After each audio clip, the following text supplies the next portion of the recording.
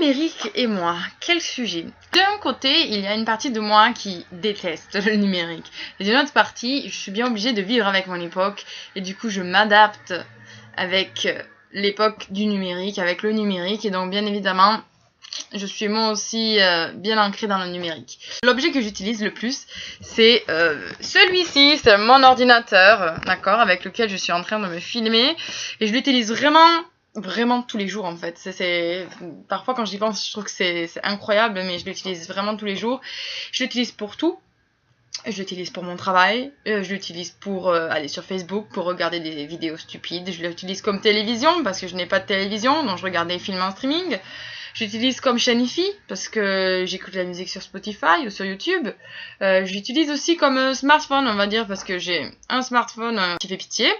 Et donc, du coup, j'arrive pas, par exemple, à aller voir mes mails avec mon téléphone. Donc, je suis obligée d'aller sur mon ordinateur. Mon ordinateur est quasiment allumé toute la journée. Parce que je travaille aussi avec, j'utilise beaucoup, notamment pour vérifier la conjugaison, parce que je suis prof de français, donc forcément, j'ai besoin du dictionnaire. J'utilise le dictionnaire en ligne parce que c'est quand même beaucoup plus rapide. Quand j'ai des élèves ici, je peux pas me permettre de chercher à chaque fois dans le dictionnaire.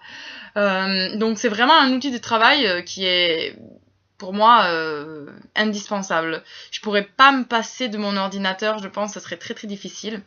Et j'en ai aussi besoin pour mes loisirs. Je chante dans une chorale et je chante aussi dans un groupe.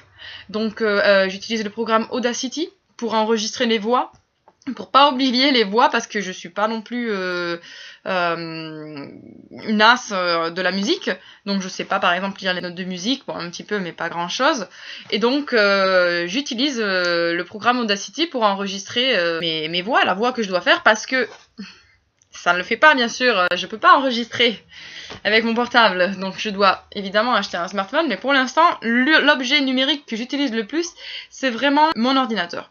Alors maintenant, la partie de moi qui est contre le numérique, eh bien, je suis devant un ordinateur quasiment toute la journée, donc forcément, c'est pas quelque chose qui me plaît. Je préférerais être dehors, au soleil, dans l'herbe, me reposer, faire autre chose, faire quelque chose de moins casanier, on va dire, parce que c'est quand même mon ordinateur, je l'utilise beaucoup dans un cadre fermé, en fait, dans une maison ou dans un train quand je suis en voyage ou toujours dans une salle, en fait. Je l'utilise très peu à l'extérieur.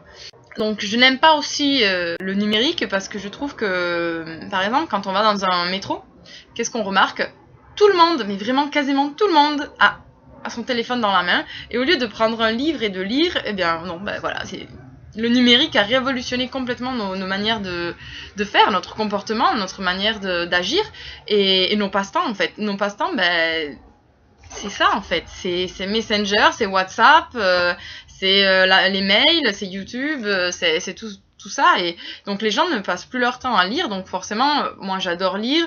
Je suis vraiment contre les e-books, je trouve ça abominable. Je trouve que il n'y a rien de mieux qu'un livre, un vrai, de pouvoir le toucher, de pouvoir le feuilleter, de pouvoir le sentir. Donc les e-books, je pense que si j'en achetais un, ça serait pour un voyage, pour les guides de voyage. Si je faisais par exemple le tour du monde, je pourrais bien évidemment pas prendre 36 000 guides du voyage, et je pense que c'est la seule raison pour laquelle je prendrais un e-book. Mais sinon pour le reste, je préfère largement prendre un livre, un vrai. Et alors, il faut savoir que moi, avant, j'étais accro à la télévision. Donc maintenant, je n'ai plus de télévision, et c'est bien pour ça, en fait, parce que j'étais accro. Et si j'ai plus de télévision, j'ai un ordinateur, en fait, maintenant. Donc, ouais, je suis toujours accro, mais moins, quand même. Je suis beaucoup moins accro.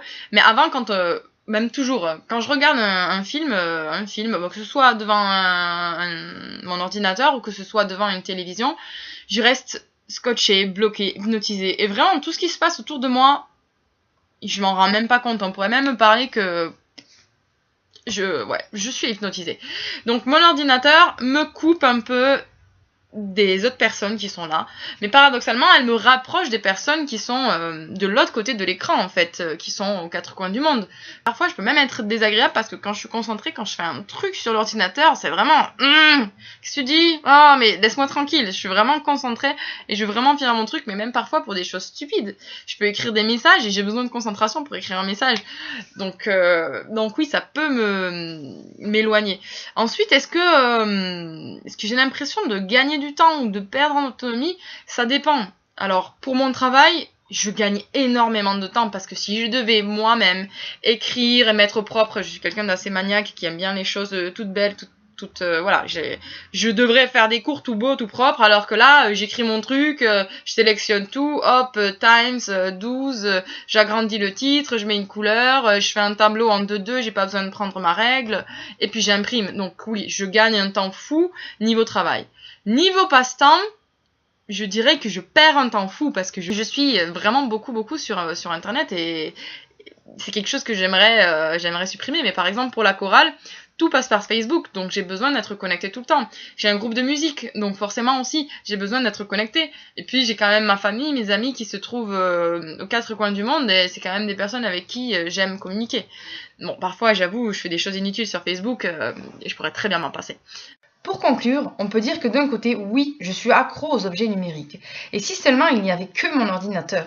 Je suis accro à mon GPS, à mon téléphone, et heureusement, je n'ai pas d'e-book, ni de tablette, ni d'iPad, ni d'iPod. Je n'ai pas non plus WhatsApp, ni Instagram, ni Twitter. Mais je suis quand même accro à certains objets numériques de la vie quotidienne. Et j'avoue que j'ai du mal à m'en passer. En fait, on devient très vite dépendant. Une fois qu'on y a goûté, c'est presque impossible de faire marche arrière. Nos habitudes changent. L'accoutumance est tellement grande qu'on est immédiatement captivé, hypnotisé par nos écrans.